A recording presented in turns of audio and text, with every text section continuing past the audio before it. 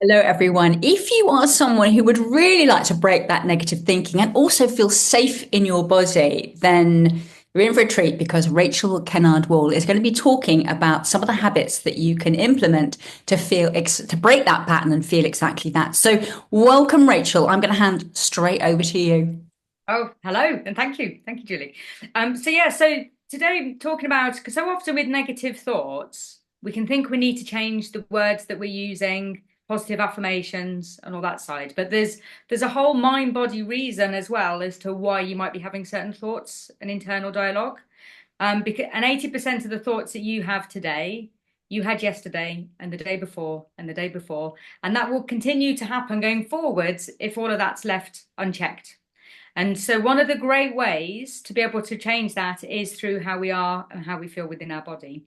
Because the way that your brain and body communicate is that when you have a thought, so say, for example, if it's a stressful thought, worrying, self-doubt, all of those types of thoughts, your body, your mind leads to let your body know that this is the thought that's going on, and this is the way that the body needs to be ready. Because if there's a worry, then there's danger and there's a threat, and so cortisol needs to be released in order for your body to be ready to deal with whatever threat's there. So your mind produces these chemicals and hormones that then send this message to the body. The body then responds and then sends its message back up to the head, which is through the internal dialogue that you're hearing. So worry, self-doubt, fears, all of those, and even depression and anxiety, all of those things can be a result of emotions that are held within the body. So, it So starts with thought, you're saying, Rachel.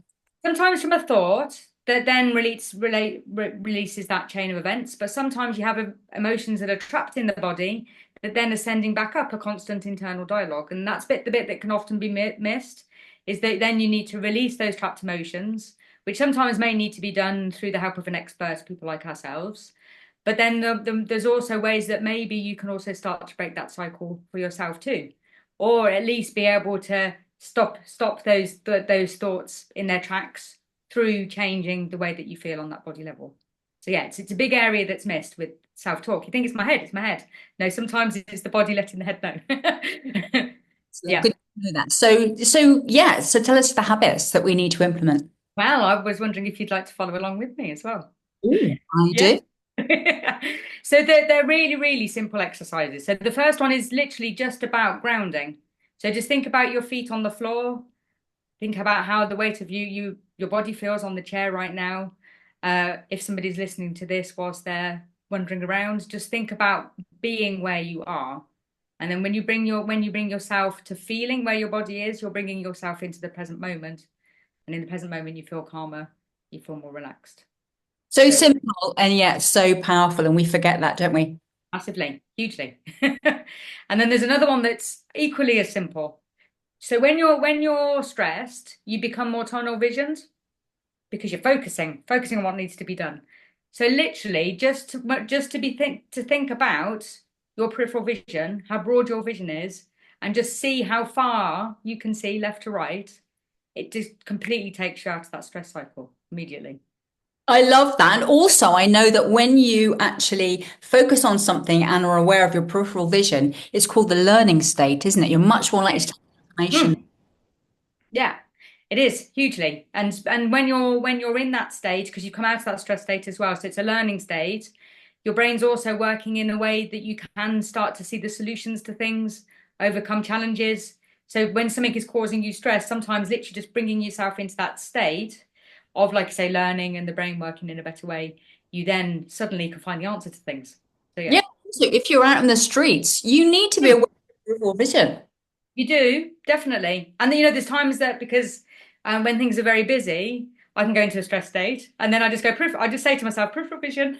And then instantly you feel better in the moment. So, and yeah, and it is, it's like that. It's so quick. The other one is our breathing. So breathing out for longer than you breathe in is takes you into that more calming part of the nervous system. Again, it's helping you to see the solutions, helping the brain to be working in a different way. So we'll just do one round of that. So you just breathe in, for example, for four, and Breathe then breathe out. in Breathe your out. now, Pardon? through your nose. Through your nose, really important. Yeah. So many of us breathe through our mouths, but this is all part of filtering our for our immune systems, breathing in through the nose, and also you taking more oxygen as well when you breathe in that way. Warms the air up as well. You know, a lot of cold viruses is because the air is cold into our lungs. So yeah, really important.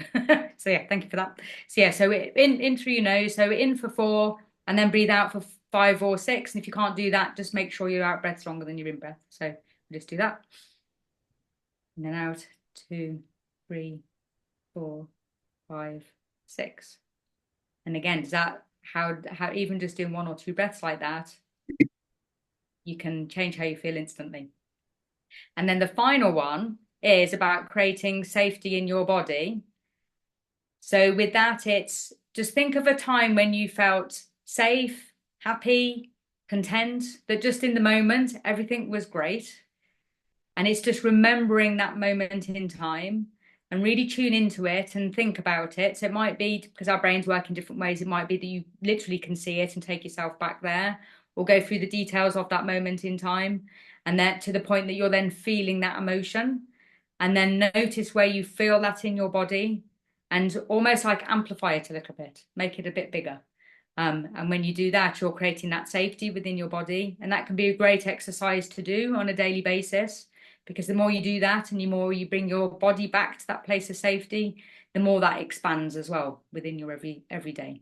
So literally just think about a time when you felt happy, safe, content, that always just something that you're really enjoying doing in the moment. Excellent. Yeah, that's it. Putting my hands on my belly when I'm breathing in through my nose really helps to drop down into my body and relax. Very much. That's a great point. Definitely. Breathing from up here in my. That's Yeah. And then often when you slow the breath down, that happens automatically as well. But like say, placing your hands in that area and reminding yourself, definitely really helpful. And how do people get to remembering these very simple but very effective habits? Is there a strategy? Well, now I don't have a particular strategy. I know that for myself personally, that when I'm feeling like that my mind's going is becoming overactive, I'll just bring myself back to those things. For me, the peripheral vision is a really quick one, and then into grounding. Where am I in the room? And then the breathing. With the creating the feeling of safety, that can be when things feel a lot more intense. So like anxiety or feeling panicky. Even when you're procrastinating, just come back to that feeling of safety.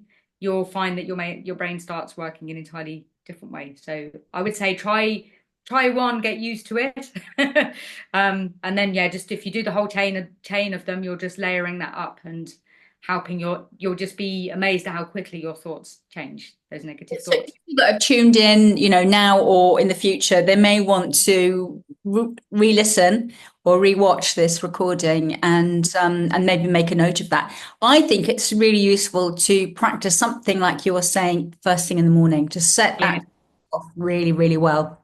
Mm. Maybe just schedule in that time because really what you're talking about is only going to take you 5 to 10 minutes, isn't it, max? Yeah, is that? Yeah, definitely. 5 minutes easily. Mm. Yeah, fantastic. And we're all worth it. We all can spare ourselves, 5 minutes a day or 3 lots of 5 minutes a day. So I think scheduling in is really important, which might sound a bit odd, but actually that's the way things happen, isn't it? It is, yeah, because then you associate the two. So yeah, when you're sitting down to working, do it then. Like I say, the beginning of the day can set the precedent for the whole of the morning and the day massively. Start off with a different mindset and different way of looking at the world. Everything else changes, doesn't it? Absolutely. And also using it at night, maybe that means we're going to have a much better night's sleep and wake Mm. up fresh. So thank you, Rachel, so much. If you have been really grabbed by what Rachel's been saying, then please check out her links. They'll be down below this recording. Mine will be there as well. And reach out to her and ask her a question. She's such a fabulous and interesting and well, she's all sorts of things, but reach out to her and ask her a question. I know she'd be all too pleased to answer it. So thank you, Rachel. Thank you, everyone, for watching or listening.